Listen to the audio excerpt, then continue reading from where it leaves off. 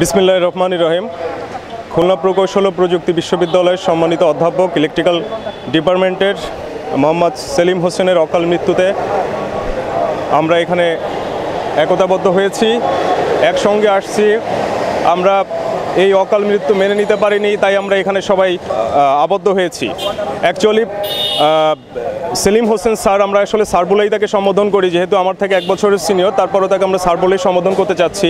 তার ব্যাকগ্রাউন্ড সম্পর্কে যদি আমরা একটু জানতে চাই, সে কিন্তু একেবারে যেটা বলা যায় যে একেবারে গ্রামের জায়গা থেকে সে চলে আসছে এখানে। সো তার যে মেন্টাল ডেভেলপমেন্ট, তার যে ফিজিক্যাল গ্রোথ বা ডেভেলপমেন্ট, সেটার সাথে এই ধরনের একটা 38 বা 39 ইয়ার্সের যে সে মারা যাবে, এরকম কোনো কিছু আসলে এখানে থাকার কথা না।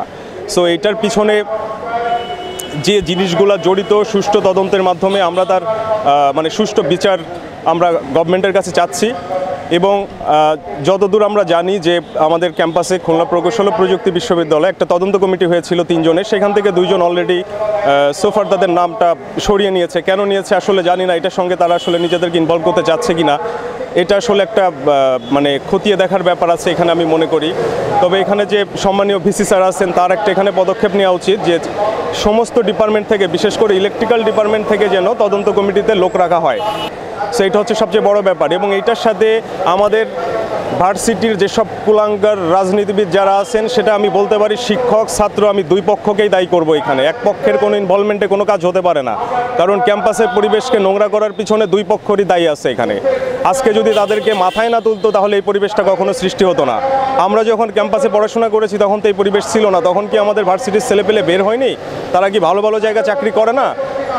রাজনীতি থাক, কিন্তু নোংরা রাজনীতি এটা খুবই খারাপ জিনিস। আমরা চাই আমাদের পক্ষ থেকে, আমরা এখানে সবাই একসাথে হয়েছি যে জন্য, যে শিক্ষক রাজনীতি বন্ধ করতে হবে, ছাত্র রাজনীতি বন্ধ করতে হবে। এটা হচ্ছে একটা ম্যান্ডেটরি ইস্যু আমাদেরকে। হ্যাঁ, টেন্ডারবাজি, ক্যাম্পাসের সমস্ত ধরনের টেন্ডারবাজি, এগুলো কোনো কিছু ছাত্রদের দখলে থাকবে না, ছাত্রদের দখলে থাকবে না, সব কিছু নিয়ম মতো হবে। এবং ভবিষ্যতে কেউ যেন সেলিম স্যারের মতো কেউ যেন অকাল মৃত্যু না হয়, সেটা ভার্সিটির পক্ষ থেকে আমাদেরকে এনশিওর করতে হবে। একটা শিক্ষাবান্ধব পরিবেশ তৈরি করতে হবে সবাইকে। ধন্যবাদ। আসলে আজকে আমরা যে জন্য সমবেত হয়েছি, আমাদের বন্ধু প্রফেসর সেলিম হত্যার প্রতিবাদে আসলে আমরা সমবেত হয়েছি। হত্যা বলবো এটাকে, আসলে স্বাভাবিক মৃত্যু বলবো না, অস্বাভাবিক মৃত্যু। এখানে একটা ইউনিভার্সিটিতে একটা শিক্ষক নিরাপদ না, সেখানে সাধারণ ছাত্রছাত্রী কতটুকু নিরাপদ? তো আমরা বর্তমান যে রাজনীতি আমরা দেখে আসছি, যে রাজনীতি চলছে কুয়েটে, আমরা এই ধরনের রাজনীতি চাই না। যদি সুষ্ঠু মাত্রার রাজনীতি থাকে তাতে আমাদের সমস্যা নাই, বাট যে ধরনের রাজনীতি চলছে এই ধরনের রাজনীতি আমরা চাই না। যে দুষ্টু গরুর চাইতে শূন্য গোয়াল ভালো, রাজনীতি ছাড়া ক্যাম্পাস আমরা চাই। এবং শিক্ষকদেরকে বলবো, আপনার দল মত সব কিছুর স্বার্থে ঊর্ধ্বে রেখে আপনারা সব এক হয়ে যান এবং আমাদের এই প্রফেসর সেলিম, আমাদের বন্ধু সেলিমের হত্যার যাতে বিচার হয়, এ ব্যাপারে সব একমত হন। ধন্যবাদ। আমরা বিজয় মাসে আমাদের প্রিয় শিক্ষক অধ্যাপক ডক্টর সেলিম স্যারের মৃত্যুতে আমরা খুবই শোকাহত। আমরা বিভিন্ন ভিডিও ফুটেজ এবং বিভিন্ন মিডিয়ার মাধ্যমে জেনেছি যে এর পেছনে একটা নোংরা ঘটনা রয়েছে। সেই ঘটনার আমরা সুষ্ঠু তদন্ত দাবি করছি। কুয়েটে আবার যেন শিক্ষার পরিবেশ ফিরে আসে। স্যারের এই অকাল প্রয়াণে যে ক্ষতি হয়েছে, যে পরিমাণ ক্ষতির সম্মুখীন হয়েছে, এটা কোনো দিনই পূরণ করা সম্ভব না। তারপরও স্যারের পরিবারের পাশে যাতে কুয়েট সবসময় থাকে এবং স্যারের যথাযথ যে প্রাপ্য ছিল, যেটা আমরা যাতে সেটা পূরণ করতে পারি, তার সুষ্ঠু পরিবেশ নিশ্চিত করার জন্য আমি দাবি জানাচ্ছি। এবং এই ঘটনার সুষ্ঠু তদন্ত করে যারা দোষী সাব্যস্ত হবে তাদের উপযুক্ত শাস্তি কামনা করছি। ধন্যবাদ।